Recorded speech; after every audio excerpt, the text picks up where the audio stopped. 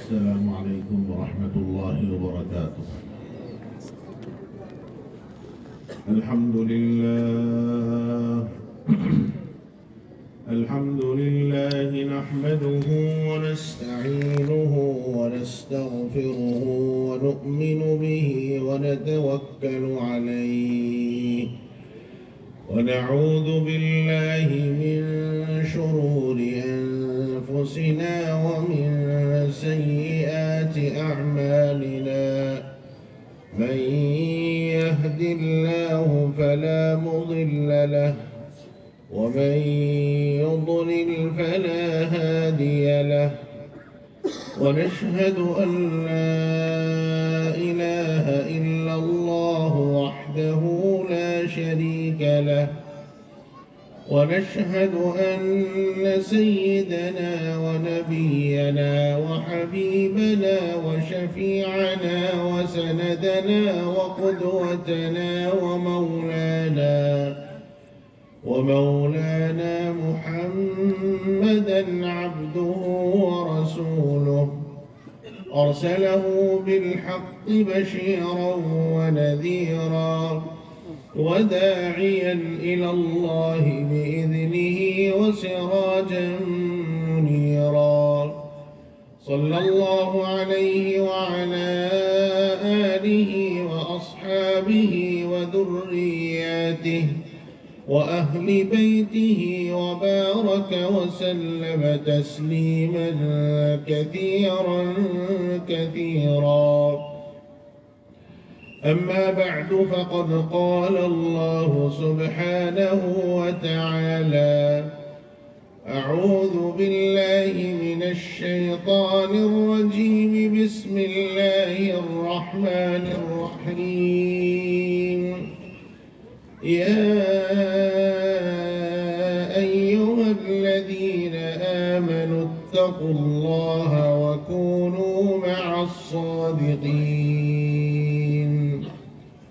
ويقول الله جل وعلا: يا أيها الذين آمنوا قوا أنفسكم وأهليكم نارا وقودها الناس والحجارة عليها ملائكة غلاظ شداد لا يعصون الله ما أمرهم ويفعلون ما يؤمرون.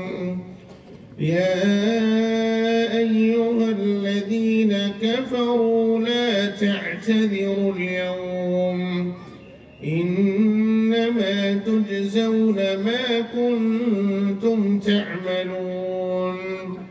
يا أيها الذين آمنوا توبوا إلى الله توبة نصوحا عسى ربكم أن يكفر عنكم سيئاتكم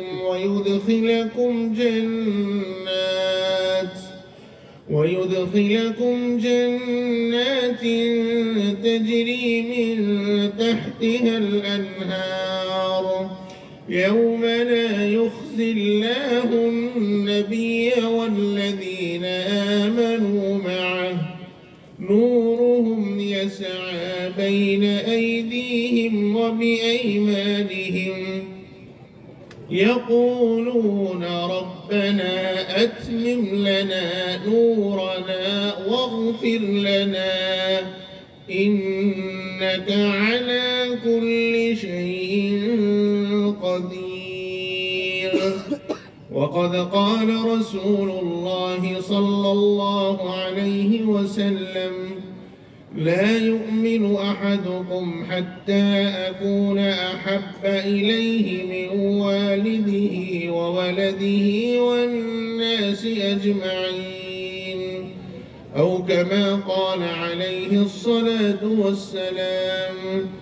اللهم صل على سيدنا محمد وعلى آل سيدنا محمد وبارك وسلم. اللهم صل على سيدنا محمد وعلى آل سيدنا محمد وبارك وسلم.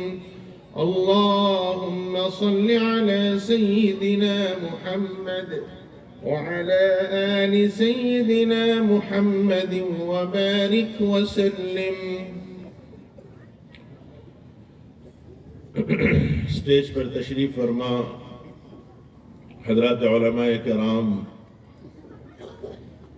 معزز سامعین اور پردے میں بیٹھی ہوئی ہماری معزز خواتین اسلام،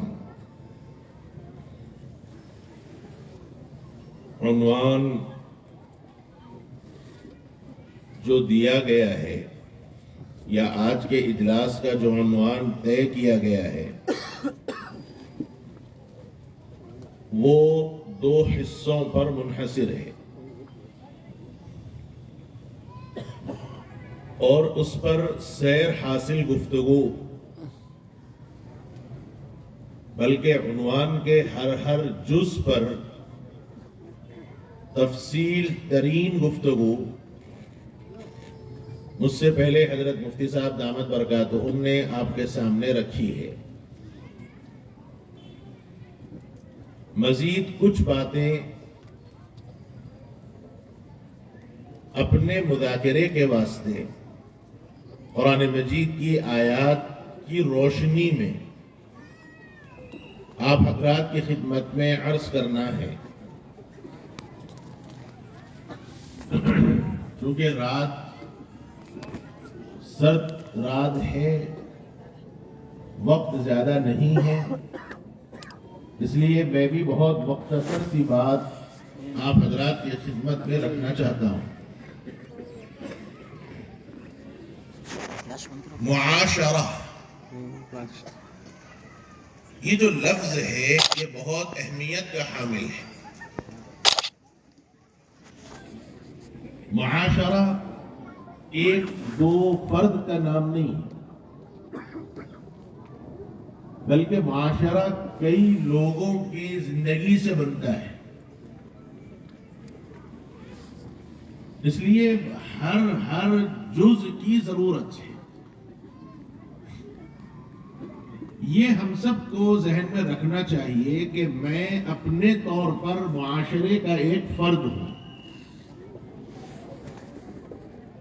لہذا جب معاشرے کی اصلاح کی بات آتی ہے تو پھر سب سے پہلی ذمہ داری اپنے اصلاح کی میری ہے. آج اس وقت ہم سب کا جو ذہن بنا ہوا ہے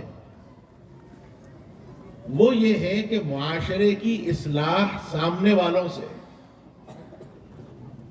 معاشرے کی اصلاح مجھ سے نہیں ہے. ہر آدمی یہ سمجھتا ہے کہ معاشرے کی اصلاح، جتنے خطابات ہوں، تقاریر ہوں، جلسے جلوس ہوں، خود مقرر بھی، میں اپنے آپ کو مخاطب کر کے کہہ رہا ہوں، ہمارے معزز علماء کرام اور اکابر اس سے مستثنیٰ ہیں، یہ عاجز اپنے آپ کو مخاطب کر کے کہتا ہے کہ جب معاشرے کی اصلاح کرنے کی بات آئے گی تو میں یہ سمجھتا ہوں کہ مجھے سامنے والے کو سنانا ہے، حالانکہ میں خود معاشرے کا ایک فرد ہوں. اس لیے اصلاح کی جتنی ضرورت مجھے ہے سامنے والے سے زیادہ ہے. اس لیے جیسے کتابوں میں ایک لطیفہ لکھا ہے، حضرت مولانا پارن حقانی صاحب رحمت اللہ علیہ نے بھی اس کو اپنی تقاریر کی کتابوں میں لکھا ہے اور مشہور بھی ہے، زبانزد ہے، کہ ایک خطیب صاحب نے جمعے کے بیان میں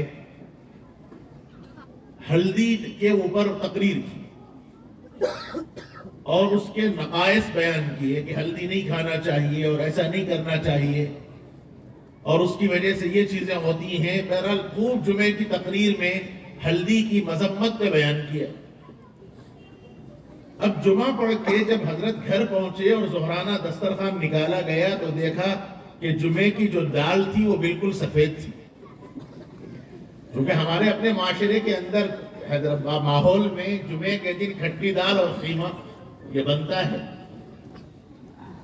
تو خطیب صاحب بڑے پریشان ہوئے اور بیگم کو گھور کے دیکھا کہ کہا کہ یہ کیا بنایا؟ تو کہا دال بنایا۔ تو کہنے لگے کہ یہ کون سی دال ہے؟ تو اس نے کہا کہ حضرت ابھی آپ ہی نے تو کہا تھا جمعے کے بیان سے پہلے، آپ کی پوری تقریر میں نے سنی اور پوری تقریر سن کے متاثر ہو گئی، اس لیے میں نے آج سے بالکل ہلدی ڈالنا چھوڑ دیا۔ تو خطیب صاحب نے سر پہ ہاتھ لگا کے کہا کہ اللہ کی بندی، وہ سامنے والوں کے لیے تھا، پیچھے والوں کے لیے نہیں تھا۔ تو ہر معاملہ اس وقت یہ بن گیا کہ میں اپنے آپ کو مخاطب نہیں سمجھتا، اس لیے جو باتیں عرض کر رہا ہوں یہ عاجز سب سے پہلے اپنے آپ کو اس کا مخاطب سمجھ رہا ہے، اور یہ عرض کرنا چاہتا ہے کہ ہم میں سے ہر ایک ساتھی کی یہ ذمہ داری ہے کہ معاشرے کی اصلاح کی کیا فکریں، کیا تدبیریں، کیا کوششیں ہو سکتی ہیں، ہر ایک ساتھی اس میں حصہ لے، ہر ایک بہن اپنی حیثیت کے مطابق اس میں حصہ لے۔ یہ نہیں کہ یہ علماء کا کام ہے، یا خطباء کا کام ہے، یا ائمہ کا کام ہے، یا مولویوں کا کام ہے، ہمارا کام نہیں ہے، نہیں۔ معاشرے کے جب آپ ہر ایک فرد ہیں، سوسائٹی کے آپ سب ہر حصہ ہیں، تو جو حالات، جو مسائل، جو مصیبتیں، جو چیزیں آئیں گی، ان سب چیزوں کو فیس کرنا ہم سب کی ذمہ داری ہے۔ ہاں، ہر ایک اپنے اپنے کیٹیگری کے اعتبار سے کام کرے گا۔ عام آدمی کو اگر کہا جائے کہ صاحب آپ کی ذمہ داری ہے، اس لیے قرآن اور حدیث کی تفسیر آپ کرتے بیٹھیے، تو پھر امت کے اندر فساد پیدا ہوگا۔ جس سے جو کام ہوگا وہ کام کرنا چاہیے۔ اس لیے جو عنوان طے کیا گیا وہ بہت سلگتا ہوا، بہت حساس عنوان ہے۔ میں سب سے پہلے تو بہت مبارکبادی پیش کرتا ہوں ہمارے حضرت مولانا ماجد صاحب ندوی دامت برکاتہم کو، ہیں تو یہ میرے شاگرد عزیز، لیکن جس عنوان کے تحت انہوں نے محنت کر کے اس وقت آپ حضرات کو یہاں جمع کیا ہے، اور پھر اس پر سونے پر سہاگا حضرت مفتی صاحب دامت برکاتہم نے جو آگ لگائی ہے آپ کے دلوں کے اندر، معاشرے کو جھنجھوڑتے ہوئے، جو نقائص، جو عیوب، جو خرابیاں، جو برائیاں ہمارے اندر پیوست ہیں، حضرت نے اپنے خطاب کے اندر ان چیزوں کو ابھارا اور ان چیزوں کو ختم کرنے کی کیا شکلیں ہو سکتی ہیں اس کی رہنمائی فرمائی۔ اور قابل مبارکباد ہیں اس محلے کے اور اس عیدگاہ کے نوجوان ساتھی جنہوں نے مولانا کے قدم قدم پر ساتھ دیا اور اتنا بابرکت اور اتنا مبارک اجلاس جمع کیا، جس میں ہماری ماں بہنیں بھی بڑی کثرت کے ساتھ موجود ہیں۔ اللہ تعالیٰ آپ سب کی قربانیوں کو بے انتہا قبول فرمائے، اور آپ سب کی ان قربانیوں کی لاج رکھ کے اللہ پاک اس معاشرے کی اصلاح فرما دے۔ اور سب سے بڑی مبارکبادی تو میں ہماری ماں بہنوں کو دینا چاہتا ہوں۔ مرد حضرات تو پھر بھی کچھ کام نہیں ہے، آئے کھائے آگے، لیکن ہماری ماں بہنوں کی قربانیاں بہت زیادہ ہیں۔ گھر کا پورا کام کاج کر کے، پکا کے، شوہروں کو، گھر کے مردوں کو کھانا کھلا کے، خود کھا کے، خود پوری تیاری کر کے اللہ اور اس کے رسول کی نسبت سے یہاں آ کر جمع ہوئی ہے، تو اس سے بڑی مبارکبادی اور کچھ نہیں ہو سکتی جو رسول اللہ صلی اللہ علیہ وآلہ وسلم نے دی ہے، کہ جب کوئی بندہ اللہ اور اس کے رسول کی محبت میں اور اس کے ذکر میں بیٹھتا ہے تو حفتہم الملائکہ، ملائکہ، رحمت کے ملائکہ اس پوری مجلس کو گھیر لیتے ہیں۔ اور اس وقت ہم سب رحمت کے ملائکہ کے گھیرے کے اندر موجود ہیں۔ اس لیے بہت مبارکبادی ہے آپ لوگوں کے واسطے، لیکن صرف یہ اجلاس کر لینا، یہ اجلاس کی کامیابی کی خوشی دل میں محسوس کر لینا، نوجوان بھائی جو کئی دنوں سے اس اجلاس کو کامیاب کرنے کے واسطے پوری تن من دھن کی کوششیں کر رہے ہیں اور اپنی کوشش میں کامیاب ہوئے ہیں ماشاءاللہ، اس اجلاس کے بعد دل کے اندر کہیں یہ خیال نہ آ جائے اور اسی پر وہ خاموش نہ بیٹھ جائیں کہ الحمدللہ ہمارا اجلاس کامیاب ہو گیا، مجمع آیا، مجمع سنا، بیٹھ گیا، بہت پروگرام ہوا، بہت کامیاب پروگرام ہوا۔ نہیں، پروگرام کی کامیابی افراد کی کثرت سے نہیں ہے، پروگرام کی کامیابی پروگرام کے بعد ہونے والے نتائج سے ہے۔ اگر ہمارا اس پروگرام کے بعد ہم سب کے اندر طبیعتوں میں تبدیلی آئی، معاشرے کی اصلاح کی فکریں لے کے ہم سب یہاں سے اٹھے اور معاشرے کی اصلاح کرنے کے جذبے کے ساتھ ہم سب اٹھے اور اس معاشرے کو درست کرنے کی فکروں میں ہم سب مگن ہو کر، مصروف ہو کر، مشورے کر کے، جڑ کے، بیٹھ کے ان منکرات کو ختم کرنے کی اگر فکریں کرتے ہیں تو پھر آج کا یہ اجلاس بہت کامیاب ہے اور میں بہت امید لگایا ہوا ہوں اور اللہ کی ذات سے یقین رکھتا ہوں کہ شہر جگتیال کے حساس مرد اور شہر جگتیال کی قدرداں ہماری ماں بہنیں آج کے اس اجلاس کو رائیگاں جانے نہیں دیں گے انشاءاللہ، پورے عزم کے ساتھ، پورے حوصلے کے ساتھ، پوری فکر کے ساتھ، پوری تندہی کے ساتھ، پوری قوت کے ساتھ اور پوری فکروں کے ساتھ یہاں کے مقامی علماء کا ساتھ دے کر پورے معاشرے سے منکرات کو ختم کرنے کا ایک سچا جذبہ لے کے انشاءاللہ یہاں سے اٹھیں گے۔ میرے بھائیوں، قرآن مجید کی 2 آیات میں نے پڑھی ہیں۔ ایک آیت اللہ رب العزت نے اہل ایمان کو، بلکہ دونوں آیات میں اللہ نے اہل ایمان کو مخاطب کیا۔ یہ بات سمجھنا چاہیے کہ اللہ رب العزت کے مخاطب، اللہ کا انداز خطاب، اللہ کا بات کرنے کا انداز الگ الگ ہے۔ قرآن اللہ کا کلام ہے، جیسے میں آپ سے بات کر رہا ہوں، آپ میری بات سن رہے ہیں، یہ بات جو زبان سے نکل رہی ہے اس کو کلام کہتے ہیں۔ قرآن اللہ کا کلام ہے، اللہ کی کہی ہوئی بات ہے اور اللہ کی بات بہت حساس ہے، بہت غیرت والی ہے۔ حق تعالی جل شانہ نے جو انداز خطاب فرمایا، اللہ نے بندوں کو جو مخاطب کیا، یا ایہا الذین آمنوا کا جب لفظ آیا تو اس سے اللہ اپنے خاص بندوں کو اپنی طرف متوجہ کرنا چاہتے ہیں۔ اللہ تعالیٰ کا ایک انداز ہے یا ایہا الناس، اے لوگوں۔ اللہ تعالیٰ جب یہ انداز استعمال کریں گے تو اس میں ایک مرد بھی، عورت بھی، مومن بھی، کافر بھی، سب داخل ہیں۔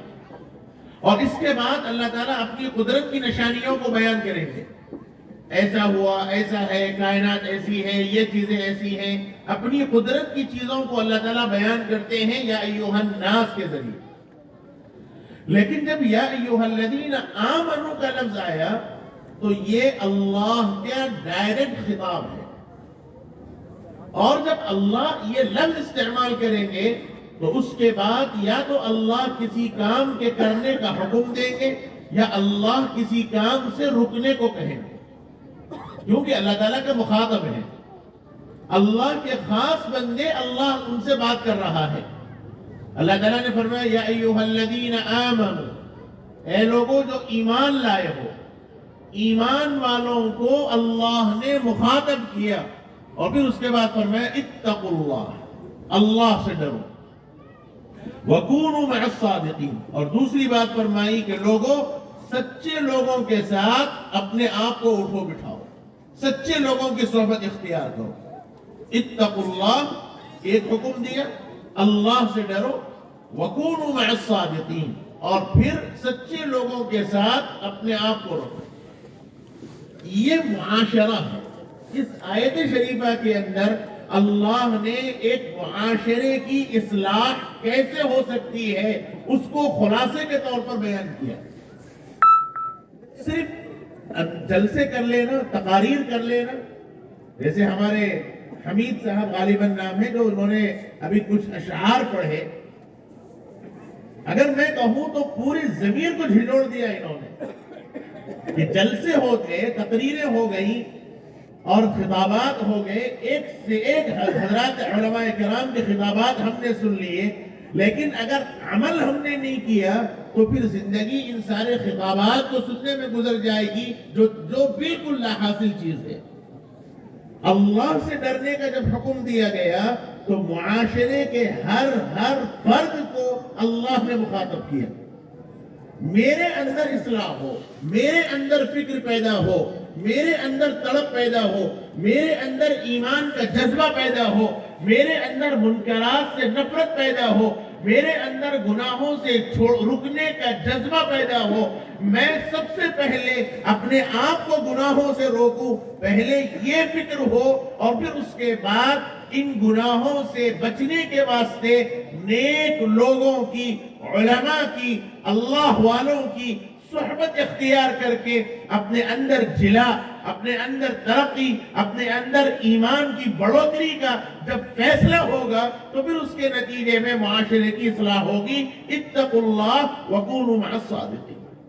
اللہ سے ڈرو. خوف اللہ کا ہونا چاہیے، ڈر اللہ کا ہونا چاہیے. ڈر دو قسم کا ہوتا ہے. ایک ڈر وہ ہوتا ہے جو ڈراؤنی چیز کو دیکھے، اچانک سانپ آ جائے، کوئی درندہ آ جائے، تو ایک ڈر خوف والا ہے.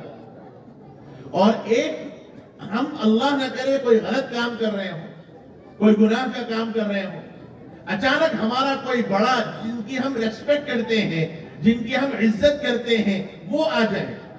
جیسے نوجوان بھائیوں کو مخاطب کر کے کہہ رہا ہوں کہ آپ کوئی غلط کام کر رہے ہیں، اچانک آپ کے پیرنٹس سامنے آ جائیں، آپ کے والد وہاں سے گزرے، تو دل کے اندر جو ایک ڈر پیدا ہوتا ہے وہ ڈر الگ ہے.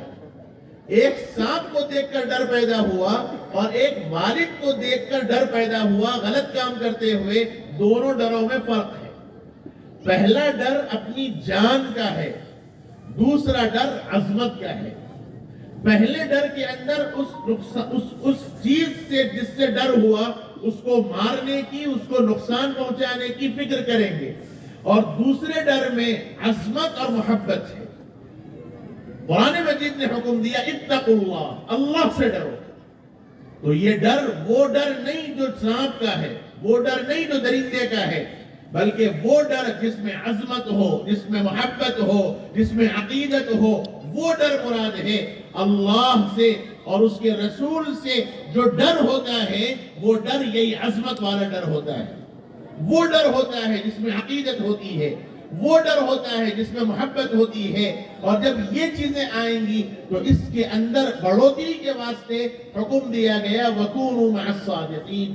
نیک لوگوں کے ساتھ، اچھے لوگوں کے ساتھ، علماء کرام کے ساتھ، اللہ والوں کے ساتھ، رسول کی معرفت جاننے والوں کے ساتھ، قرآن و حدیث کو سمجھنے والوں کے ساتھ، جن کے دلوں کے اندر اللہ کا ڈر اور محبت پیدا ہے، ان لوگوں کے ساتھ اپنا اٹھنا بیٹھنا، اپنا تعلق رکھو. تو اس کے نتیجے میں پھر اپنے دلوں کے اندر جو ایمان کی تازگی پیدا ہوگی، اس کے نتیجے میں اللہ کی محبت، رسول کی عظمت، رسول کی عقیدت، اللہ کے نبی کا عشق اور اللہ کے نبی کی محبت جب آئے گی تو دل کے اندر خود بخود وہ جذبہ کار فرما ہوگا کہ میں اپنی مرضی نہیں چلا سکتا، میں وہ کام کروں گا جو میرے نبی کو خوش کرنے والا ہے، میں وہ کام کروں گا جو اللہ کے نبی کو راضی کرنے والا ہے، میں وہ کام کروں گا جو اللہ کے نبی کو خوش کرنے والا ہے.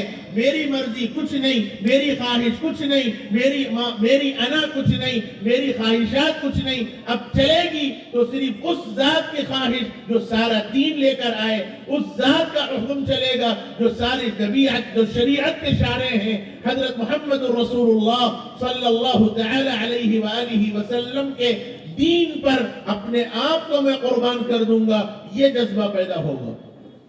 اسی لیے حضرت مفتی صاحب نے جو خطبے میں حدیث پڑھی تھی جس میں پیغام دیا گیا لا يؤمن احدكم حتى يكون هواه تبعا لما جئت به او كما قال عليه الصلاة والسلام.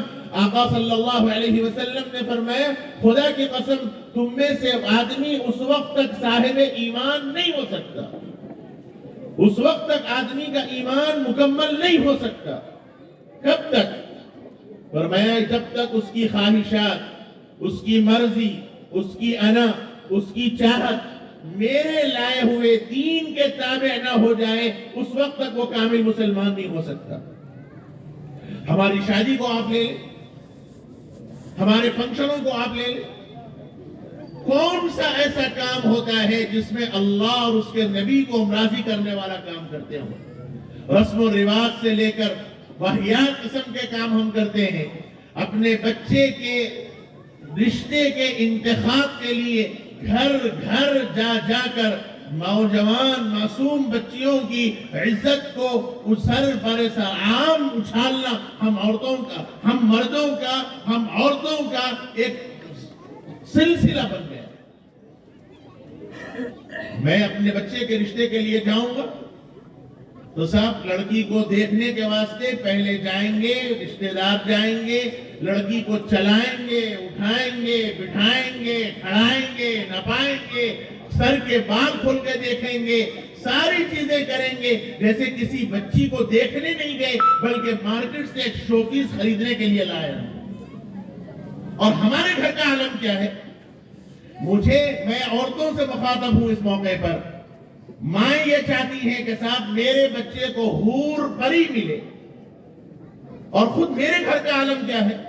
میرے گھر کے اندر مینائیں پل رہی ہیں لیکن میرے بچے کے واسطے حور اور پری چاہیے. اس کے نتیجے میں ایک بچی کو کھڑا کر کے، ایک بچی کو بیٹھا کر، اس کے سر کے بال کھول کے، اس کے بالوں کو ناپ کے، آپ کے لائی ہوئی گھر کی عورتوں کے ساتھ کھڑا کر کے، اس کو نپا کے، اس کو چلا کے، اس کی چلن میں کوئی لنگ تو نہیں، اس کے بات کرنے کے انداز میں کچھ اور تو نہیں، وہ طرح طریقے سے آزما کر جیسے ایک بازار سے کوئی چیز ہم خریدنے واسطے اتنی تحقیقات نہیں کرتے جتنی ایک بچی کی اس کی ذات کے ساتھ کھلواڑ کرتے ہیں. ذرا سوچئے تو صحیح کہ آپ یہ کام کر کے اس بچی پر ضبط کر رہے ہیں یا اس بچی کو پیدا کرنے والے پروردگار پر اعتراض کر رہے ہیں. اللہ نے پیدا کیا، انسانوں کو اللہ نے پیدا کیا، کالا بنایا، گورا بنایا، کھڑی ناک والا بنایا، ناک دبا دیا. یہ خلقت تو اللہ کی ہے. اعتراض اللہ کی ذات پہ ہو رہا ہے. کیا ایک مسلمان کو، اللہ کو ماننے والے کو، نبی کو ماننے والے کو یہ زیب دیتا ہے کہ وہ اللہ کی پیدا کی ہوئی چیز پر اعتراض کرے؟ کیا حیثیت ہے انسان کی؟ قرآن نے اس کو کہا ما غرک بربک الکریم، رب کریم سے کس چیز میں تجھے دھوکے میں رکھا ہے؟ کیا ہے تیری حیثیت؟ آیا دنیا کے اندر تو محتاج، گیا دنیا سے تو محتاج. پیدا ہوا انسان دنیا کے اندر تو خود سے نہا نہیں سکتا جب تک چھوٹے بچے کو نہلایا نہ جائے. دنیا سے گیا بھی تو خود سے نہیں نہا سکتا جب تک چند لوگ مل کے اس کو غسل نہ دے دے. کیا حیثیت ہے انسان کی؟ اسی کو قرآن نے کہا یا ایھا الناس، اے لوگوں غور تو کرو، کیا ہے تمہارا مقام، کیا ہے تمہاری حیثیت؟ ایک ناپاک قطرہ، ایک پانی کے معمولی قطرے سے اللہ نے تم کو پیدا کیا. ہائے قدرت، ما غرک بربک الکریم الذی خلقک، وہ اللہ جس نے تجھے پیدا کیا، فسواک، تجھے درست بنایا، فعدلک، تیرے اعضاء متناسب بنائے، فی ای صورت ما شاء رکبک، جس صورت میں چاہا مولا نے تجھے ڈھال دیا. اگر اللہ چاہتے تو دو آنکھ کے بجائے ایک آنکھ پیدا کر دے، دو ناک کے دو سوراخ کے بجائے ایک سوراخ دیتے، دو کان کے بجائے ایک کان دے دیتے، دو ہاتھوں کے بجائے ایک ہاتھ دیتے. حد یہ ہے کہ یہ ہاتھ کے اندر اللہ نے جو جوڑ رکھے ہیں، اگر یہ جوڑ نہ ہوتا تو انسان مخلوط ہو کر رہ جاتا. گلوا کرتی کے حافظ خواجہ معین صاحب رحمت اللہ علیہ انتقال کر گئے. عام طور پہ وہ فرماتے تھے کہ اگر اللہ یہ جوڑ نہیں دیتا، یہ ہاتھ کا جوڑ، تو یہ جو نوالہ منہ میں جاتا، حضرت فرماتے تھے کہ غفور کا نوالہ شکور کے منہ میں جائے گا. یوں فرماتے تھے. کتنی بڑی قدرت ہے مولا کی کہ یہ جوائنٹ دیا, ان ہاتھوں کے اندر جوائنٹ دیا, اور اس سے بڑی قدرت یہ کہ زبان جس کو ہم اپنی مرضی سے جیسے چاہے چلاتے ہیں, جیسے چاہے استعمال کرتے ہیں, جس کو چاہا گالی دے دیا, جس کو چاہا برا بھلا کہہ دیا, اپنی انا کو سامنے رکھ کر سامنے والے کی عزت نفس سے کھیل لیا, سامنے والے کو تڑپا دیا, سامنے والے کو برا بھلا کہہ دیا. اگر اس ایک معمولی سی زبان پر اللہ لعنت طاری کر دے تو یہ بولنے والی زبان ایک لمحے کے اندر گم ہو جائے. یہ آنکھ پہ کبھی غور کرو, اللہ نے یہ آنکھ پیدا کی, ہائے رے اللہ تیری کیسی قدرت ہے, ایسا سینسر اللہ نے آنکھ کے اندر رکھا ہے, دنیا کی کوئی ٹیکنالوجی ایسا سینسر پیدا نہیں کر سکتی. ایک خطرہ اگر آئے تو آنکھ پلک جھپکتی ہے, خطرہ محسوس کر کے. وہ خطرہ ابھی بہت دور ہے, لیکن آپ صرف اپنی نگاہوں کے سامنے تھوڑا سا ہاتھ ایسے چلا کے دیکھیے, آپ کی پلک جھپکے گی. اتنا بڑا سینسر اللہ نے پیدا کیا. اس آنکھ کے اندر اللہ نے سفیدی رکھی, سفیدی کے اندر دیدہ رکھا, دیدے کے اندر کالی پتلی رکھی. اس کالی پتلی سے جو چھوٹا سا ٹپکا ہے اس سے اللہ نے دیکھنے کی طاقت رکھی. اپنی قدرت کے مظاہرے کے واسطے مولا رب کریم اس کالی پتلی کے اوپر کبھی کبھی غلاف طاری کر دیتے ہیں, کبھی کبھی پردہ ڈال دیتے ہیں جس کو ہم موتیا کہتے ہیں, اور جب تک آپریشن کر کے اس موتیا کو ہٹا نہیں سکتے انسان کی بصارت ختم ہو جاتی ہے. اس سے بڑی قدرت اور کیا ہے مولا کی. یہ سفیدی جو آنکھ کے اندر ہے, اس آنکھ کی سفیدی کے اندر جو پانی ہے, اگر یہ پانی لمٹ سے زیادہ ہو جائے, یہ پانی لمٹ سے کم ہو جائے, انسان کی بصارت کے لیے نقصان دہ ہے. ایک صاحب مجھ سے ملاقات کے لیے آئے, کہنے لگے دعا کر دیجئے. میں نے کہا کیا ہوا؟ کہنے لگے کہ صاحب ڈاکٹروں نے کہا کہ میرے آنکھ کے اندر پانی زیادہ ہو گیا, جس کی وجہ سے مجھے راتوں کی نیند ختم ہو گئی. مسلسل آنکھ سے پانی بہتا ہے. پانی کا زیادہ ہو جانا بھی نقصان دے, اور پانی کا آنکھ سے کم ہو جانا بھی نقصان دے. یہ دیدے ہوئے اگر پانی نہ ہوتا تو کتنے کچرے آتے. اللہ کا کیسا سنسر کا نظام ہے, آنکھیں کھلی ہی ہیں, گرد و غبار جا رہا ہے, آنکھ کے اندر جا رہا ہے, اور غیر محسوس طریقے سے اس دیدے پہ پھرنے والے پانی سے وہ کچرا نکل کے غائب ہو جا رہا ہے, ہمیں اس کا احساس بھی نہیں ہے. اللہ نے فرمایا فَسَوَّاكَ فَعَدَلَكَ فِي أَيِّ صُورَةٍ مَا شَاءَ رَكَّبَكَ. غور کر لے اے انسان, تیرا کیا مقام ہے, تیری کیا حیثیت ہے. اس انسان پر جسے اللہ نے پیدا کیا اس پر اعتراض کیا جاتا ہے. اور حد یہ ہے کہ خوب کھا کے, خوب پی کے, خوب زبردست پارٹی کر کے اب اس کے بعد کہیں گے کہ صاحب ہم کل جواب دیں گے. اب یہ بیچارے ماں باپ والے انتظار میں ہیں, اللہ میری بچی کا نیک نصیبہ کر دے, آیا ہوا رشتہ خیر کے ساتھ کر دے. ادھر بچی انتظار میں ہے, وہ ایک خوشخبری سننے کے انتظار میں ہیں. 1 دن ہوا, 2 دن ہوا, 3 دن ہوا, بچی والے فون کرتے ہیں کیا ہوا صاحب؟ کہنے لگے کہ نہیں صاحب آپ کی بچی ہمیں پسند نہیں آئی. سب کھا پی کے, کیا عزت سے, کیا غیرت سے لوگوں کے مال کھاتے ہوئے, ہمیں شرم نہیں آتی. غیرت ہماری اتنی مر گئی. کبھی ہم یہ سوچا کہ اگر کوئی یہی ہماری اپنی بیٹیوں کے ساتھ معاملہ کرے تو میری غیرت کیا اس کو گوارا کریں گے. یہ معاشرہ ہمارا چل رہا ہے, یہ ہمارے اپنے معاشرے کی ایک روداد ہے جو میں نے آپ کے سامنے عرض کی. اس لیے سوچنا چاہیے, معاشرے کی اصلاح ہم میں سے ہر ایک فرد کی ذمہ داری ہے.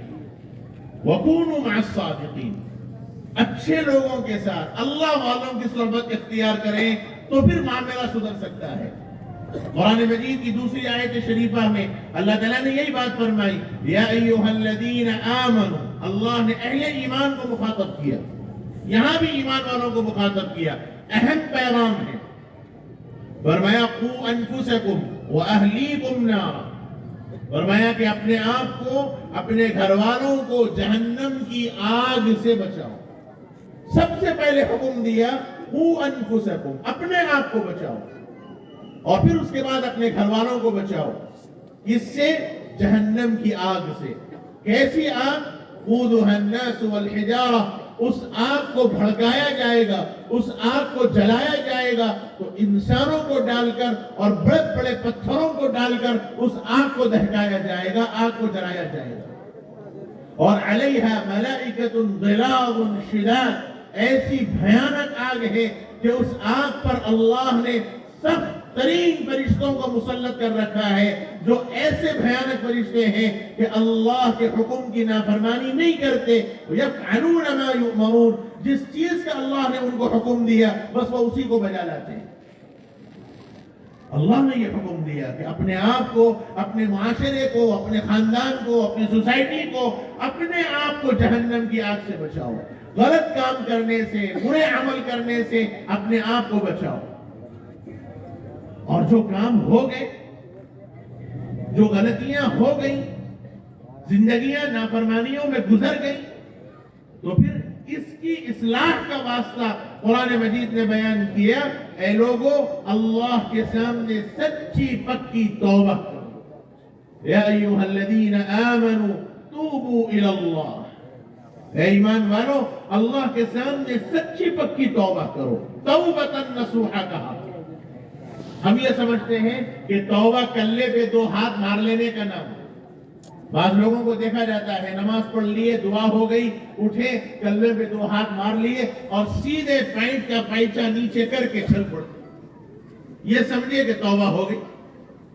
توبہ اس کا نام نہیں ہے کہ ہم گال پر دو ہاتھ مار لیں۔ توبہ یہ ہے کہ اپنے رب کے سامنے، اپنے اللہ کے سامنے، اپنے پروردگار کے سامنے، جس نے ہمیں پیدا کیا ہے، اس کے سامنے میں اپنی سچی پکی توبہ کروں۔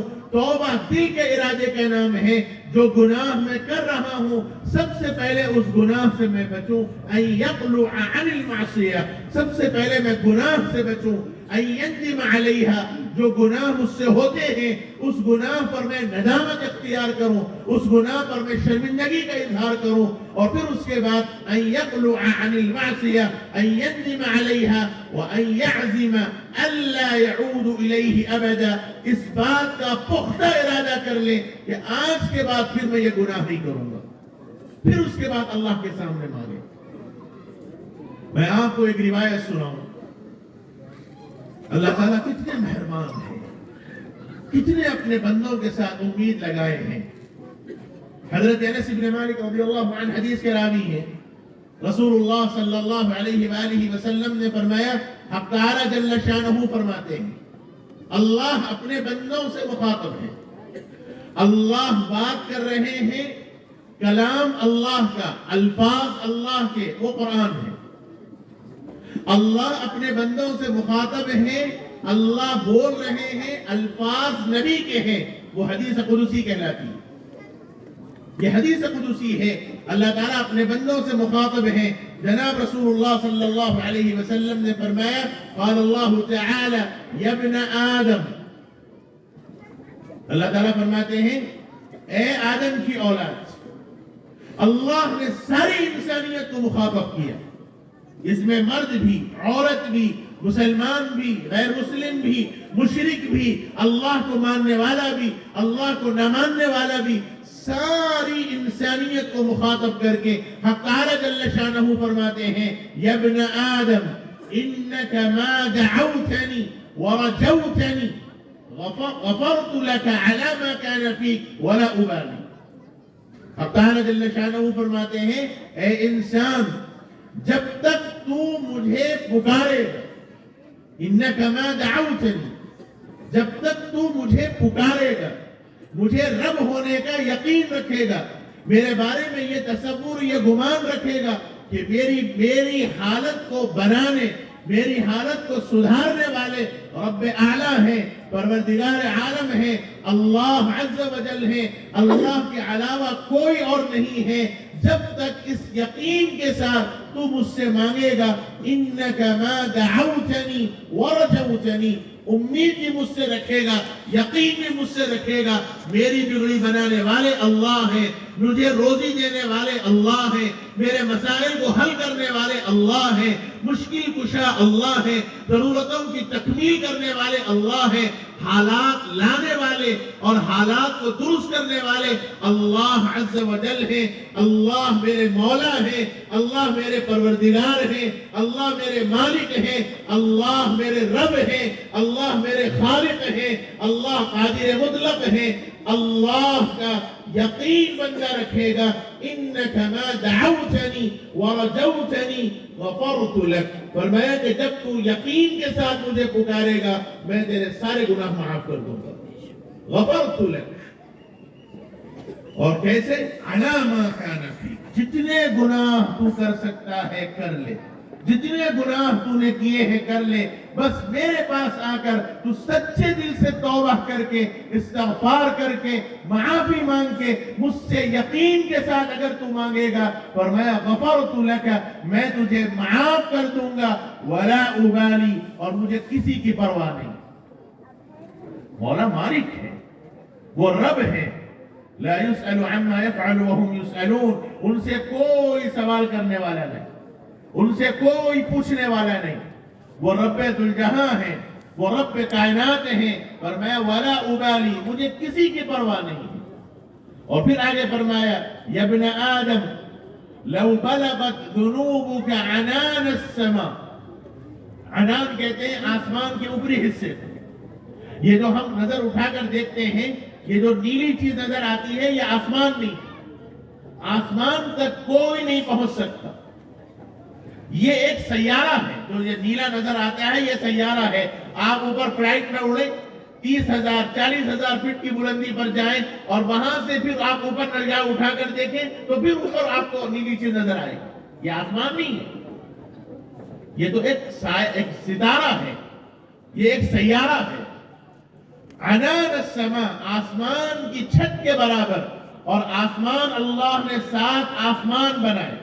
ایک زمین سے لے کر پہلے آسمان تک کی جو مقدار ہے اس کو قرآن نے بیان کیا 1000 سال کی مسافت. کوئی نہیں جا سکتا. قرآن نے بیان کیا کہ سطح زمین سے آسمان تک کے جانے اور اوپر سے نیچے آنے کی تعداد 500 برس کی ہے. اور یہ 500 برس فرشتوں کے اعتبار سے، انسان کے اعتبار سے نہیں. اور یہ عنان، یہ ایک سطح زمین سے آسمان تک ایک آسمان جس کی مقدار کو، جس کی حد کو سوائے اللہ کے کوئی نہیں جانتا. پھر اس آسمان سے دوسرے آسمان تک اتنا فاصلہ جتنا پہلے آسمان، زمین سے پہلے آسمان تک تھا. پھر دوسرے آسمان سے تیسرے آسمان کے درمیان اتنا فاصلہ. ایسے ہی 7 آسمان، ہر آسمان سے دوسرے آسمان کے درمیان اتنا بڑا فاصلہ جتنا زمین سے پہلے آسمان تک کا فاصلہ ہے. ایسے 7 آسمان اللہ نے بنائے.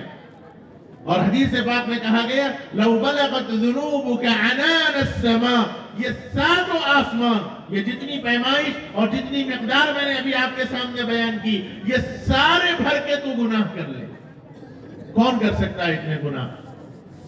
اللہ کی قدرت کا مظاہرہ تو دیکھیے. لو بلغت ذنوبك عنان السماء. فرمایا کہ اگر تیرے گناہ آسمان بھر کے ہو جائیں، آسمان بھر کے، 7 آسمان بھر کے اگر تیرے گناہ ہو جائیں، بس ایک کام کر، ایک کام. ثم استغفرتنی. ایک مرتبہ بس سچے دل سے کہہ دے یا اللہ توبہ، اے اللہ توبہ کرتا ہوں، استغفر اللہ. سچے دل کے ساتھ اللہ کے سامنے ایک مرتبہ صرف استغفار کر لو، اللہ سے گناہ کی معافی مانگ لو. ثم استغفرتنی. اگر تیرے گناہ آسمان بھر کے ہو جائیں، 7 آسمان بھر کے ہو جائیں، ثم استغفرتنی، بس ایک مرتبہ تم مجھ سے استغفار کر لے. فرمایا غفرت لک ولا ابالی. میں تیرے سارے گناہ معاف کر دوں گا، مجھے کسی کی پرواہ نہیں. اور پھر اس کے بعد فرمایا یا ابن آدم لو لقیتنی بقراب الارض خطایا. جیسے یہ زمین ہے، 7 آسمان اللہ نے بنائے، ایسے ہی 7 زمین اللہ نے بنائے. ایک زمین سے دوسری زمین میں کتنا فاصلہ ہے آج تک کوئی بتا نہیں سکا. سائنس کہتی ہے، ریسرچ کرنے والوں نے کیا ہے کہ زمین کے اوپر 73 مائل تک مشین نے کام کیا، زمین کو ناپنے کی کوشش کی گئی، 73 مائل تک زمین کو ناپا گیا، مشین گئی، اور 73 مائل کے بعد زمین مشنری نے بتلایا کہ اندر ایک پتھریلی چٹان ہے، اور اندازے کے مطابق 7300 مائل زمین کی مسافت، 7300 مائل 7 زمین کا نچلا حصہ ہے، اور صرف 70 مائل تک یا 73 مائل تک مشین نے کام کیا، اس کے بعد مشین نے کام کرنا چھوڑ دیا۔ 7 زمین۔ اللہ تعالیٰ نے فرمایا یا ابن آدم لو لقیتنی بقراب الارض خطایا، یہ جو 7 زمین ہے، یہ 7 زمین بھر کے اگر تو گناہ کر کے میرے پاس آیا، ثم لقیتنی، پھر تو مجھ سے ملاقات کیا، مجھ سے ملا، ایک کام نہ کر، بس ایک کام مت کر۔ پہلے ایک کام کرنے کا حکم دیا گیا، اس میں ایک کام نہ کرنے کا حکم دیا گیا، اور وہ ہے لا تشرک بی شیئا، میرے ساتھ کسی کو شریک مت کر، اللہ کے ساتھ کسی کو شریک مت کر۔ یہ یقین رکھ، اللہ اکیلا ہے۔ اللہ تعالیٰ سارے گناہوں کو معاف کرنے والے ہیں، اللہ شرک کو معاف نہیں کریں گے۔ ان اللہ لا یغفر ان یشرک بہ ویغفر ما دون ذلک لمن یشاء، اللہ تعالیٰ شرک کو معاف نہیں کر سکتے، شرک کے علاوہ جتنے گناہ ہیں اللہ چاہے تو سب کو معاف کر دے۔ اللہ بڑے باغیرت ہے۔ حضرت جنید بغدادی رحمت اللہ علیہ فرماتے ہیں کہ مجھے توحید، اللہ کی ایک ذات سے ہونا، ہر کام اللہ سے ہونا، یہ توحید کہلاتا ہے۔ فرمایا کہ مجھے توحید ایک عورت نے سکھائی۔ حضرت جنید بغدادی رحمت اللہ علیہ وقت کے بزرگ ہیں، اللہ نے ہزاروں آدمیوں کو ان کے ہاتھ پہ توبہ اور ایمان کی توفیق دی۔ فرمایا کہ مجھے توحید ایک عورت نے سکھائی۔ پھر واقعے کی تفصیل بیان کی کہ ایک خاتون میرے پاس آئیں اور کہنے لگی کہ حضرت مجھے فتویٰ دے دیں، اور مجھے آپ فتویٰ لکھ کر دیں کہ میرے رکھتے ہوئے، میرے ہوتے ہوئے میرا شوہر دوسرا نکاح نہیں کر سکتا، یہ آپ فتویٰ لکھ کر دیں۔ حضرت نے کہا کہ بھائی میں کیسے لکھوں شریعت کے خلاف؟ اللہ نے مردوں کو 4 نکاح کی اجازت دی ہے، یہ اسلام کا حکم ہے، میں کیسے روک سکتا ہوں؟ 4 عورتوں کو نکاح میں رکھنے کی اجازت اللہ نے مردوں کو دی ہے، لیکن کنڈیشن ہے۔ بعض ہوا پرست، بعض نفسانی خواہشات میں مبتلا شخص اس آیت شریفہ کو پیش کرتے ہیں اور عورتوں کا استحصال کرتے ہیں۔ قرآن مجید نے صاف کہا ان خفتم الا تعدلوا فواحدہ، عدل و انصاف شرط ہے، ساری بیویوں کے درمیان برابری، عدل و انصاف، مساوات اگر کر سکتے ہو تو پھر نکاح کرنے کی اجازت ہے، اور اگر یہ خوف ہو، یہ اندیشہ ہو کہ ایک سے زائد 2 بیویوں کے درمیان میں مساوات نہیں کر سکتا، میں برابری نہیں کر سکتا، تو پھر ایسی صورت میں 2 نکاح کرنے کی اجازت شرعاً نہیں ہے۔ احادیث میں آتا ہے کہ جس آدمی نے 2 عورتوں سے نکاح کیا اور دونوں عورتوں کے درمیان انصاف نہیں کیا، کل قیامت کے دن اس کا آدھا حصہ مفلوج اور فارغ زدہ ہو کر اٹھے گا۔ عدل و انصاف ضروری ہے۔ اسلام نے مردوں کو ایک سے زائد نکاح کی ضرور اجازت دی ہے، لیکن شرط لگائی ہے ہر چیز میں عدل و مساوات اور برابری کی۔ کیسی برابری؟ جیسے اللہ کے نبی نے فرمایا، وہ برابری جو صحابہ نے کر کے بتلایا، ہمارے اکابر، ہمارے بزرگان دین نے کر کے بتلایا۔ حضرت تھانوی رحمت اللہ علیہ کی 2 بیویاں تھیں، کتابوں میں اور سوانح میں لکھا ہے کہ حضرت تھانوی رحمت اللہ علیہ بازار سے اگر 2 تربوز لے کر آتے تو 2 تربوز کو لا کر گھر میں دونوں کو آدھا آدھا کرتے، یہ تربوز کا آدھا، یہ تربوز کا آدھا، اس کا آدھا، اس کا آدھا، دونوں کو ملا کے ایک اہلیہ کو، اور اس کا آدھا اور اس کا آدھا ملا کر دوسری اہلیہ کو دیتے، اور یوں فرماتے کیا پتا کہ ایک میٹھا ہو اور ایک پھیکا ہو، اگر ایک میں دے دوں تو ایک کو میٹھا ہوگا، ایک کو پھیکا آئے گا۔ ایسا عدل و انصاف چاہیے۔ قرآن نے کہا وَإِنْ خِفْتُمْ أَلَّا تَعْدِلُوا فَوَاحِدَةً أَوْ مَا مَلَكَتْ أَيْمَانُكُمْ، اگر یہ عدل و انصاف نہیں کر سکتے، اگر برابری نہیں کر سکتے تو پھر ایک پر اکتفا کرو۔ یہ بات میں اس لیے کہہ رہا ہوں کہ ایک مفتی ہونے کی حیثیت سے لوگوں کے ساتھ تعلقات کے نتیجے میں ایسے ایسے درد بھرے واقعات سامنے آتے ہیں، میاں بیوی کے درمیان اختلافات کے، طلاق کے، خلا کے، جس میں بیشتر صورت میں مرد کا ناجائز افیئر کسی دوسری عورت کے ساتھ ہے، اور مرد یہی جھڑونا پیٹتا ہے کہ صاحب مجھے اجازت ہے 4 کی۔ 4 کی اجازت اس وقت ہے جب پہلی کے ساتھ عدل و انصاف کرو، جب پہلے کا حق مار کے دوسری نکاح کرو۔ اسلام نے اس کی اجازت نہیں دی ہے۔ ایسی کئی زندگیاں خراب ہوتی ہوئی نظر آ رہی ہیں آج کے معاشرے کے اندر۔ نکاح کرنا مقصد نہیں ہے، ہوا پرستی مقصد ہے۔ غرض یہ ہے کہ عورت نے آ کر کہا کہ حضور مجھے فتویٰ لکھ کر دیں کہ میرے ہوتے ہوئے میرے شوہر کو نکاح کی اجازت نہیں۔ حضرت نے کہا کہ میں کیسے لکھ کے دوں، یہ تو شرعی حکم ہے۔ تو اس نے ایک ٹھنڈی آہ بھری اور یوں کہا کہ حضرت اگر شریعت کا حکم نہ ہوتا تو میں اپنا نقاب کھول کے آپ کو بتلاتی کہ میں کتنی حسین ہوں، اور مجھ جیسی حسین عورت کو رکھتے ہوئے میرا مرد کسی اور عورت کی طرف دیکھے یہ اس کے لیے مناسب نہیں۔ یہ کہہ کر عورت چلی تو گئی۔ حضرت نے فرمایا کہ مجھے سمجھ میں آیا کہ اللہ ایک بندی، ایک مخلوق جسے حسن عارضی دیا گیا، ٹیمپروری حسن ہے، اسے اپنے حسن پر اتنا ناز ہے کہ وہ اپنے ساتھ کسی اور عورت کو شریک نہیں کر سکتی۔ میرے مولا تو تو حسن و جمال کا پروردگار ہے، تو کب گوارا کرے گا کہ تیرے ساتھ کوئی اور شریک ہو جائے؟ اللہ کی ذات ایسی ہے، اس لیے قرآن نے کہا لا يغفر ان يشرك به ويغفر ما دون ذلك لمن يشاء۔ اللہ شرک کے علاوہ سب کو معاف کرے گا۔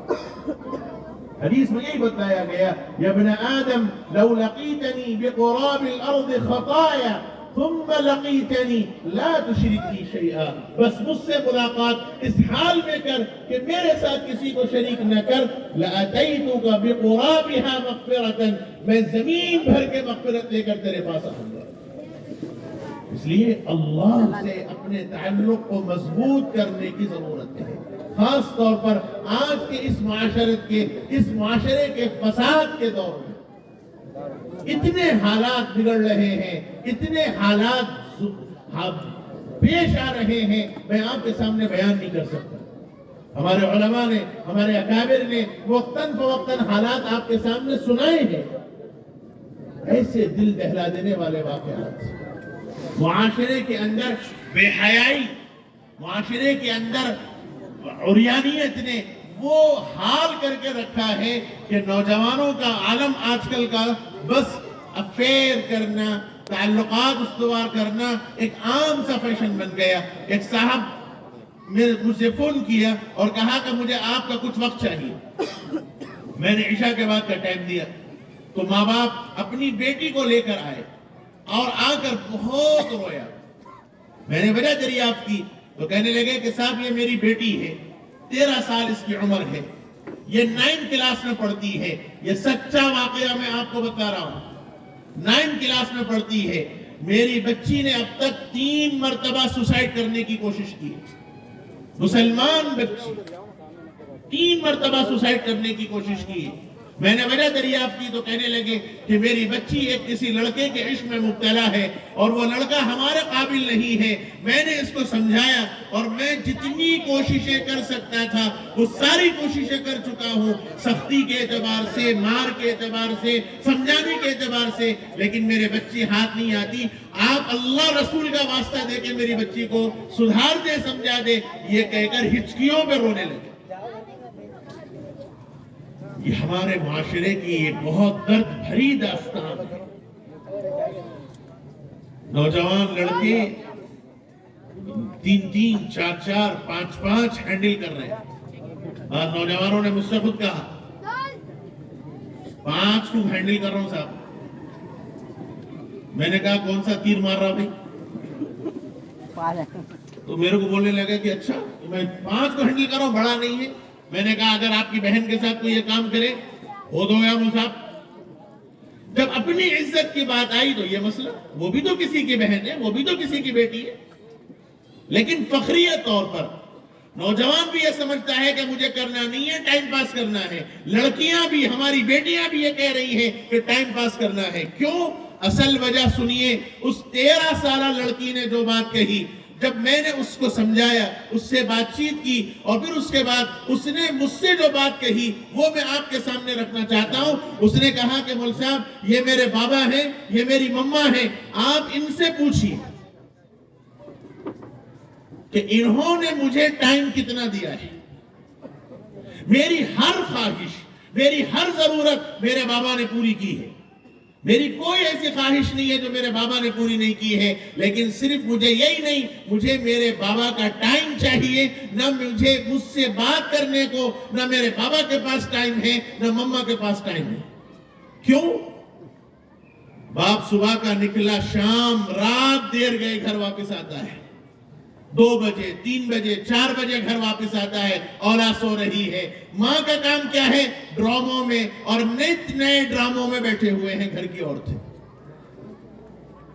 بچی بیچاری، اگر اس کے کچھ حالات ہیں، کچھ مسائل ہیں، کچھ تکلیفیں ہیں، اسکول میں کالجوں میں کوئی مسائل سے دوچار ہیں، تو وہ بچی کس سے شیئر کرے اپنی باتیں؟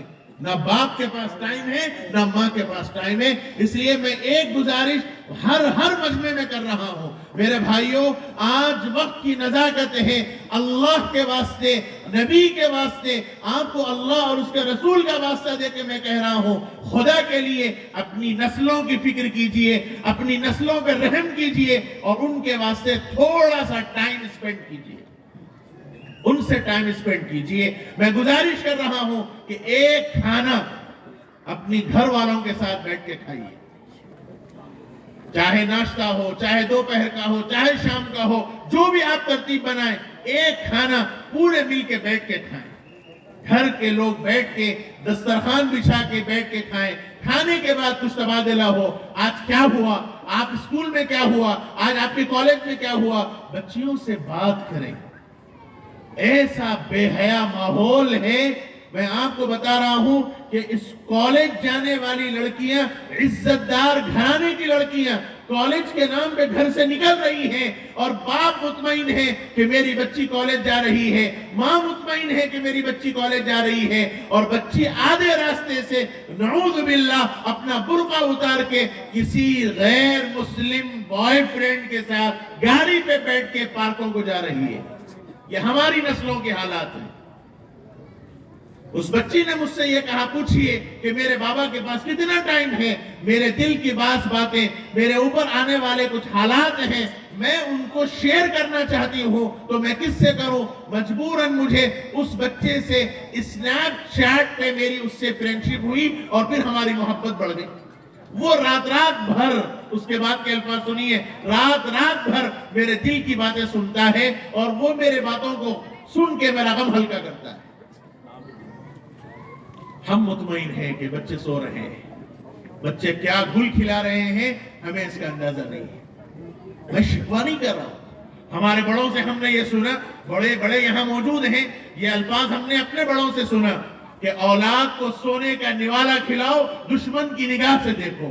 یہ تربیت ہمارے بڑوں نے ہم کو سکھائی ہے کہ آپ اپنا خون کھلائیے، اپنا خون پلائیے اپنی اولاد کو، لیکن جہاں تربیت کا معاملہ آئے گا تو ایک دشمن کی نگاہ سے اپنی اولاد کی تربیت کیجئے، تو پھر آپ جیسے لوگ پیدا ہوں گے. آپ کے ماں باپ نے آپ سے وہ تربیت کا کام کیا، آپ کے ماں باپ نے آپ کے اوپر سختیاں کی ہیں، تو آج آپ اللہ رسول کے واسطے اتنی سرد رات میں بیٹھے ہوئے ہیں. اگر آپ اپنی اولاد کو وقت نہیں دیں گے، اگر آپ اپنی اولاد کے ساتھ ان کے حال پر رحم نہیں کریں گے، تو کل نہ اللہ نہ کرے یہ ہماری نسلیں غیروں کا پہ ہاتھ دے کے نہ چلی جائیں. ایسے دل دہلا دینے والے واقعات معاشرے کے اندر پیش آ رہے ہیں جس کو میں آپ کے سامنے بیان نہیں کر سکتا، نہ مجھے حالات اس کی اجازت دیتے ہیں. اتنا بے دینی کا ماحول ہے. جوانی کی عمروں کو لوگ پہنچ گئے، جوانی کی عمروں کو پہنچ گئے، غسل کے فرائض نہیں معلوم ہے، وضو کے فرائض نہیں معلوم ہے. ایک مکتب میں گیا، بالغان کی، بڑے بچوں کی کلاس، غسل کے فرائض میں نے پوچھے، نہیں معلوم. غسل کیوں کیا جاتا ہے؟ نہیں معلوم. غسل کیوں کرتے ہیں نہیں معلوم. 17 سال 18 سال کی عمریں ہیں. ایک نے کہا کہ ہمارے بابا نے کہا شاور کھولنا نیچے ٹھہر جانا کوئی طریقے سے ہم غسل کر لیتے. غسل میں تو نیت فرض ہے. فرض ادا نہیں ہوگا، نیت نہیں ہوگی تو فرض نہیں ہوگا. اندازہ کیجئے کہ اس کی نمازیں کیا ہوئی. ہم نے کیا فکریں کی اپنی نسلوں کے واسطے، ہم نے کیا فکریں کی اپنی نسلوں کی فکر ایمان کے اور ان کے عقائد کو حفاظت کرنے کے واسطے.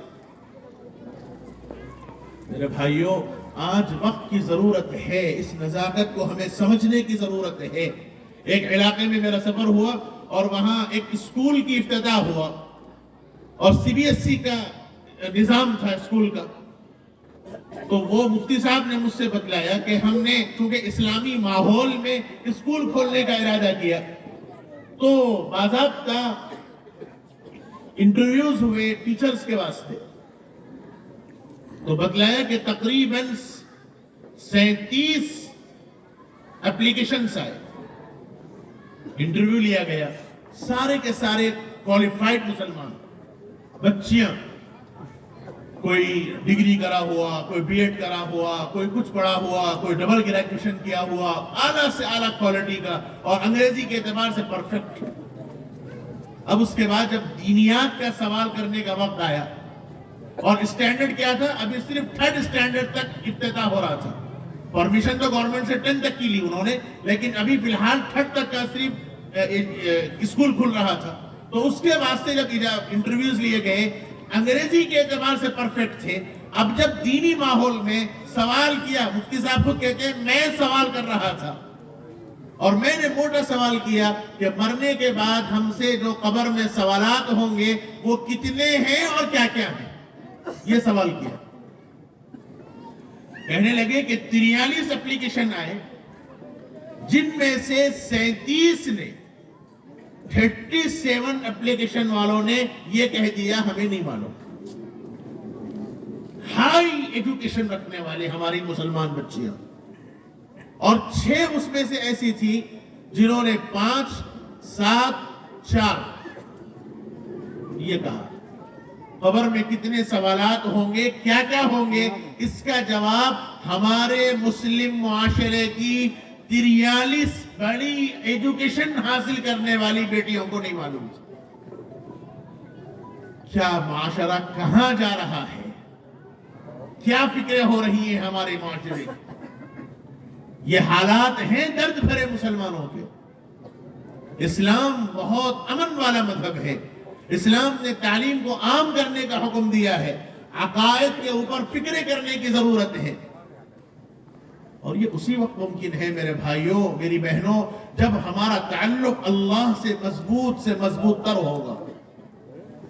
میں بس 2 باتیں کہہ کر اپنی بات ختم کرتا ہوں. آپ ذرا سوچئے کہ یہ جو دین آج ہم تک پہنچا، ہم مسلمان ہیں، ایمان والے ہیں، کتنی قربانیوں کے ساتھ یہ ایمان ہم تک پہنچا. صحابہ نے کیا قربانیاں نہیں دی، اللہ کے نبی نے کیا قربانیاں نہیں دی. اگر وہ قربانیاں نہ ہوتی تو کیا آج ہم مسلمان ہوتے؟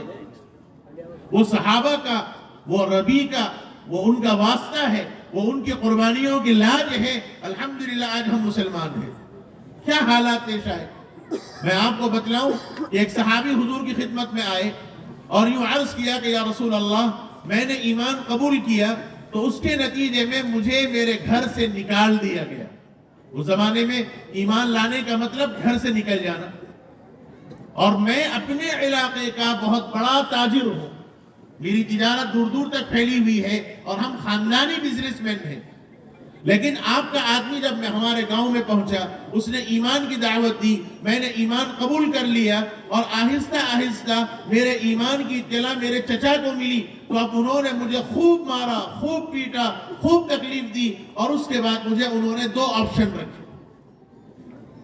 یا تو پرانے دین پہ واپس آؤ، محمد کے دین کو صلی اللہ علیہ وسلم چھوڑ دو، یا نہیں تو پھر یہاں سے چلے جاؤ. سب کچھ چھوڑ چھاڑ کے چلے جاؤ. میں نے اپنا سب کچھ چھوڑ دیا اور آپ کی خدمت میں حاضر ہوا. میرے چچا نے اسی پر بس نہیں کیا بلکہ جب میں اپنے گھر کے باہر نکلا تو اپنے چند لوگوں کو بھیج کر میرے جسم سے سارے کپڑے نکال دیے اور مجھے مادرزاد ننگا کر کے کھڑا کر دیا. کہتے ہیں کہ مجھے میری ماں کو ترس آیا.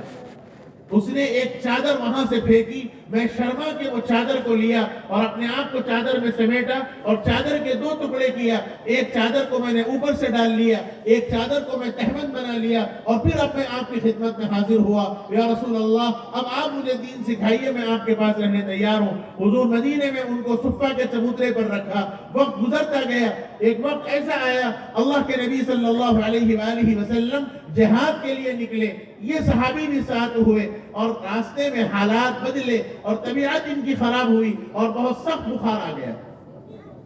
حضور کے لیے ایک مسجد بنائی جاتی تھی, ایک خیمہ بنایا جاتا تھا. حضور اس میں آرام فرماتے تھے. اور ایک ٹیمپروری مسجد بنائی جاتی تھی. سفر کے دوران سارے لوگ ایک جگہ نماز پڑھتے تھے. وہاں حضور نے نماز میں دیکھا کہ وہ صحابی نظر نہیں آئے. عبداللہ ان کا نام تھا اور ان کی عرفیت ذو البجادین بن گئی تھی. بجاد عربی میں چادر کو کہتے ہیں. 2 چادروں والے ان کی کنیت پڑ گئی تھی اور اللہ کی محبت میں ایسے مستغرق رہتے تھے, اللہ کی محبت میں ایسے رہتے تھے کہ مسجد نبوی کے دروازے پر بیٹھ کر اللہ کے جب ضرب لگاتے تو چلنے والے رک جایا کرتے تھے. ایسی محبت تھی دل کے اندر اللہ کی. حضرت عمر روکتے تھے, یہ کیا کر رہا ہے, دروازے پہ کیوں بیٹھا ہے؟ تو حضور فرماتے عمر چھوڑ دو, عبداللہ کو چھوڑ دو, وہ مخلص ہے, اس کو اس کے حال میں چھوڑ دو. عشق نبی, عشق اللہ کے اندر اللہ کی محبت میں ایسے آگے بڑھ گئے. غرض یہ کہ وہ جنگ کے میدان میں گئے, فجر کی نماز میں نظر نہیں آئے تو حضور نے صحابہ سے پوچھا عبداللہ کہاں ہے؟ تو معلوم ہوا یا رسول اللہ رات ان کو بہت سخت بخار آیا اور اس بخار کی وجہ سے وہ اپنے کمرے میں ہیں, وہ اپنے خیمے میں ہیں. حضور تشریف لے گئے تو دیکھا کہ بس غنودگی کے عالم میں ہے. اللہ کے نبی تشریف لے گئے اور ان کا سرانہ اٹھایا, ان کا سر اٹھایا. حضور نیچے بیٹھے اور اپنی مانڈی پر ان کا سر رکھا اور پھر ان کے بالوں کو سہلانے لگے اور حضور کے سہلانے کی وجہ سے حضرت عبداللہ نے آنکھ کھولی. تو جیسے ہی آنکھ کھولی نگاہ نبی کے رخ انور سے ٹکرائی.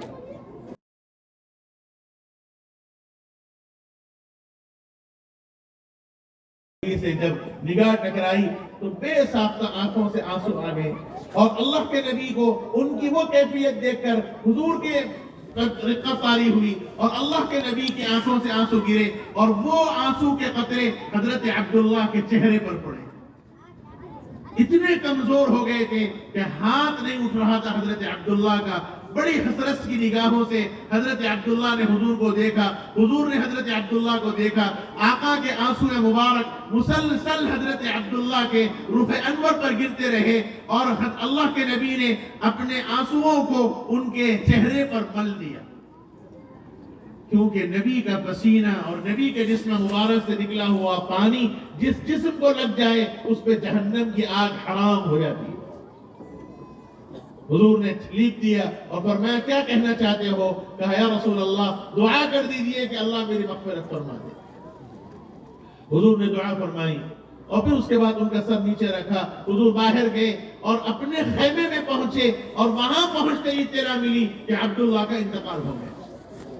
اللہ کے نبی صلی اللہ علیہ وسلم بے قابو ہو کے ایک ایسی آواز نکالی. صحابہ فرماتے ہیں کہ ہچکی لگی حضور کی اور شدت سے حضور روئے اور پھر اپنے جسم مبارک کی چادر نکالی اور نکال کر صحابی کو فرمایا کہ جاؤ یہ جا کر عبداللہ کو اس سے کفناؤ. کتنے قدردان ہیں میرے اللہ. اسلام کے راستے میں جسم کو ننگا کیا تو آخری وقت میں اللہ نے نبی کی چادر سے جسم کو چھپایا. اس سے بڑے قدردان اور کون ہو سکتے ہیں. جنازہ تیار ہوا اور پھر اس کے بعد جب جنازہ حضور نے پڑھایا اور قبر مبارک میں حضور خود اترے, حضرات شیخین کی مدد سے حضرت عبداللہ کا جنازہ قبر کے مبارک کے اندر رکھا اور پھر اس کے بعد اللہ کے نبی نے دعا فرمائی، یا اللہ میں عبداللہ سے راضی ہوں، آپ راضی ہو جائیے، اور کل قیامت کے دن عبداللہ سے اس حال میں آپ ملاقات کیجئے کہ عبداللہ آپ کو دیکھ کر مسکرا رہے ہوں اور آپ عبداللہ کو دیکھ کر مسکرا رہے ہوں۔ صحابہ فرماتے ہیں اس وقت ہماری یہ تمنا ہونے لگی کہ کاش عبداللہ کے بجائے ہمارا جنازہ ہوتا اور حضور کی دعا عبداللہ کے بجائے ہمیں لگتی۔ ایسی قربانیوں، ایسی تکلیفوں اور ایسے مجاہدوں کے ساتھ میرے بھائیوں، میری بہنوں، یہ دین ہم تک پہنچا۔ اگر ہم اس دین کی قدر نہیں کریں گے اور ہم اس دین کی لاج نہیں رکھیں گے تو کل قیامت کے دن ہم نبی کے سامنے منہ دکھانے کے قابل نہیں رہیں گے۔ نبی کی شفاعت کے بغیر بیڑا پار ہونے والا نہیں، اللہ کے نبی کی شفاعت کے بغیر کام چلنے والا نہیں۔ اگر کل قیامت کے دن ہمارے اپنے بدعملی کی وجہ سے، ہمارے اپنے برے اعمال کی وجہ سے کل قیامت کے دن اللہ کے نبی اگر ہمیں دھتکار دیں تو پھر ہم کہاں جائیں گے؟ اب بھی وقت ہے، سدھرنے کا وقت ہے، اپنے معاشرے کو سدھارنے کی ضرورت ہے۔ جو منکرات ہو رہے ہیں ان منکرات سے اپنے آپ کو بچانے کی ضرورت ہے۔ نت نئے فتنے آج کے زمانے میں پیش آ رہے ہیں۔ معاشرے کی اصلاح، منکرات اور سد باب، یہ سد باب کا عنوان بہت بڑا ہے۔ میں نے صرف معاشرے کی منکرات پہ بھی بات کی ہے، سد باب پہ ابھی میں نے بات نہیں کی ہے، نہ مجھے وقت اس کی اجازت دیتا ہے، وقت کافی لمبا ہو چلا ہے۔ سد باب کا بس ایک ذریعہ میں بیان کرتا ہوں، اور وہ یہ کہ ہر ساتھی، ہر بہن اپنی ذمہ داری کو سمجھے۔ نت نئے فتنے آ رہے ہیں آج کے زمانے میں۔ شکیل بن حنیف کا فتنہ ہے، فیاض کا فتنہ ہے، ختم نبوت قادیانیوں کا فتنہ ہے۔ نئے فتنے جنم لے کر بھولے بھالے مسلمانوں کو بھٹکانے کی فکریں، کوششیں کی جا رہی ہیں۔ اگر ہم اپنی نسلوں کے ایمان اور عقائد کی فکر نہیں کریں گے تو اللہ نہ کرے ہماری نسلیں فیاض کے فتنے میں مبتلا ہو جائیں، ہمارے نسلیں خدا نہ خواستہ شکیل بن حنیف کے فتنوں میں مبتلا نہ ہو جائیں۔ اس لیے ضرورت ہے، میں صاف کہتا ہوں کہ ہندوستان کا مسلمان دو چیزوں پہ کبھی کمپرومائز نہیں کر سکتا۔ ہندوستان کا مسلمان دو چیزوں پہ کبھی کمپرومائز نہیں کر سکتا، ایک اپنا ایمان، دوسرا اپنا وطن۔ یہ وطن ہمارا ہے، اس وطن کی آزادی پہ ہمارے اسلاف نے، ہمارے باپ دادا نے، ہمارے علماء نے اپنی جان کا نذرانہ پیش کر کے اس وطن کو آزاد کیا ہے۔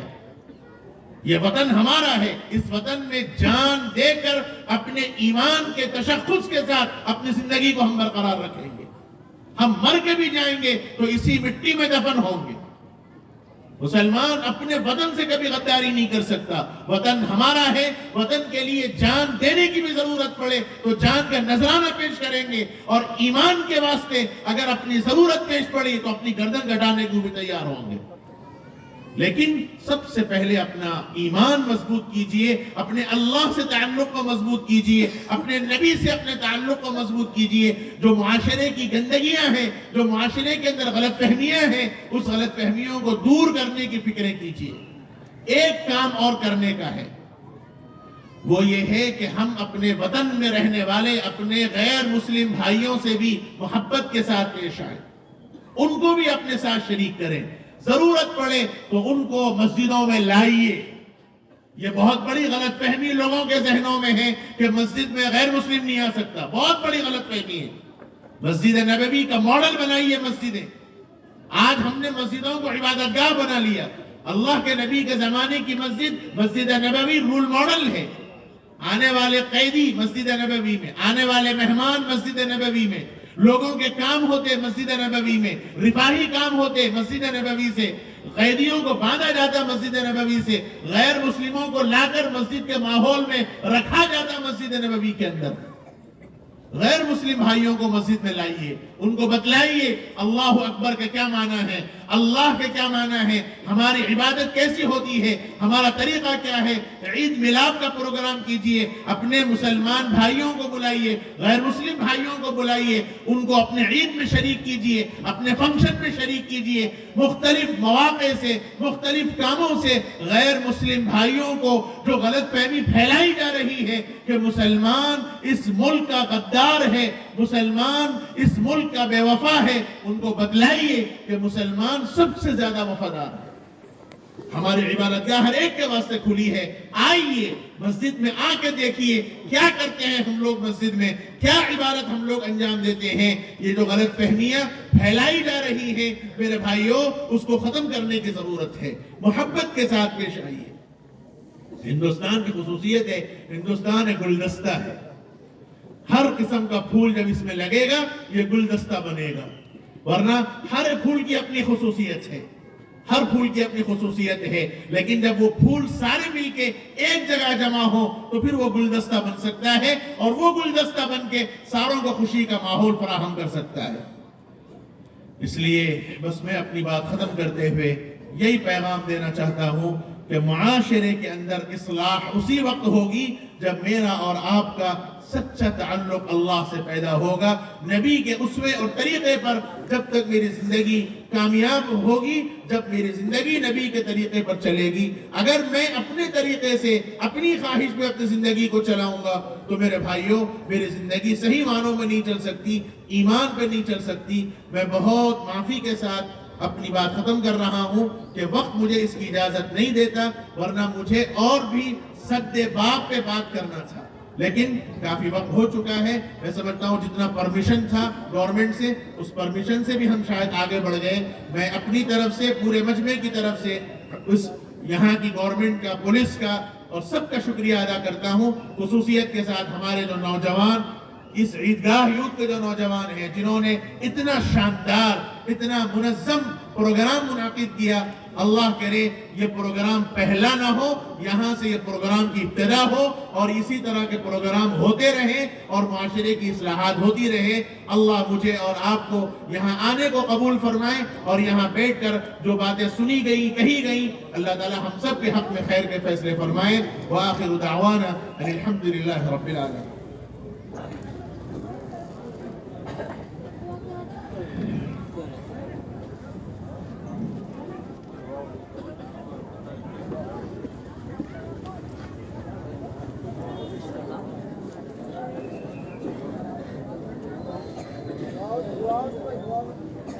بھائی دعا ہو جائے گی، مختصر سی دعا ہوگی، بہتوں کی دعاؤں کی درخواست بھی آئی ہے، سب کے حق میں دعا فرما دے، اللہ تعالیٰ سب کے حق میں دعا قبول فرما لے، ان کے جو جذبات ہیں اللہ سب کے جذبات کی رعایت فرمائے۔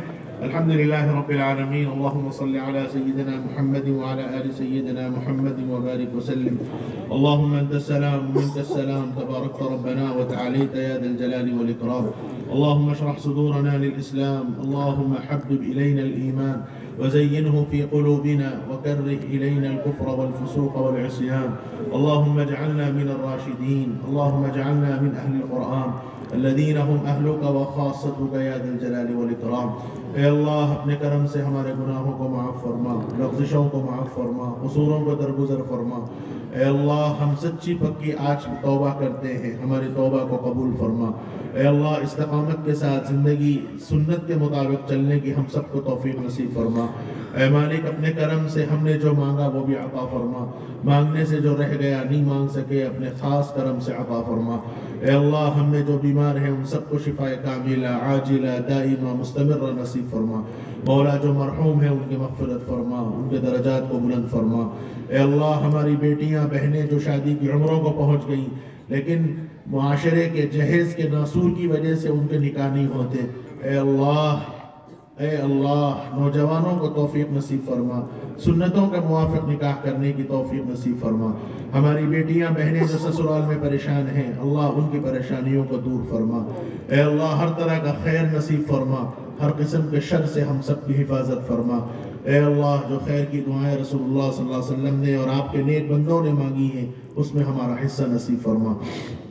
جن شرور سے آقا نے اور آپ کے نیک بندوں نے پناہ مانگی ہے اے اللہ ان شرور سے ہم سب کی حفاظت فرما، ہماری دعاؤں کو اپنے فضل و کرم سے قبول فرما۔ ربنا تقبل منا إنك أنت السميع العليم وتب علينا إنك أنت التواب الرحيم، واغفر لنا ولوالدينا ولمشائخنا ولعلمائنا ولأساتذتنا ولجميع المسلمين الأحياء منهم والميتين وصلى الله وسلم وبارك على نبينا مولانا محمد وعلى آله وصحبه أجمعين والحمد لله رب العالمين.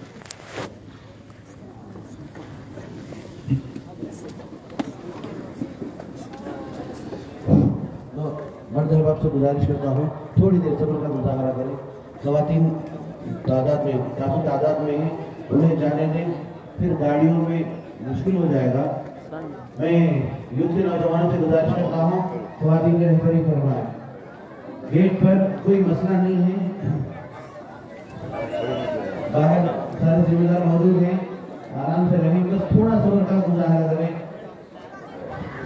دیکھ کر مہمان تھکے ہوئے ہیں, ابھی سفر سے آئے ہیں, پھر اتنی دیر ہمارے ساتھ